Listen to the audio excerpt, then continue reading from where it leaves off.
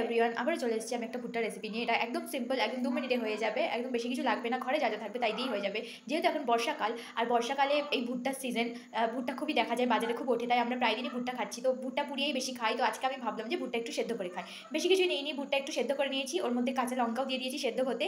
তো জলের মধ্যে একটু নুন দিয়ে সেদ্ধ করে নিয়েছি ভুট্টাটাকে। এবার ভুট্টাগুলোকে আমি লঙ্কাটা, যে সেদ্ধ লঙ্কাটা করেছিলাম সেই লঙ্কা চিপে দিয়ে লঙ্কা চটকে নিয়ে নিয়েছি, একটু নুন দিয়ে লেবু দিয়ে মাখিয়ে নিয়েছি, আর একটু চাট মশলা করে ছড়িয়ে দিয়েছি একটু মশলাদার বানানোর জন্য।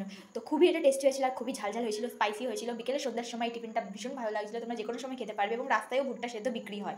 তো এই ভুট্টার রেসিপিটা তোমরা কেমন লাগলো তোমরা জানিও। আর এটা তোমরাও করো, জানি অনেকেই তোমরা এরকমভাবে খেয়েছো। একদম ভালো, খুবই সুন্দর ঝালঝাল লেগেছিলো খেতে, খুবই ভালো হয়েছিল। তো thank you, please subscribe my channel.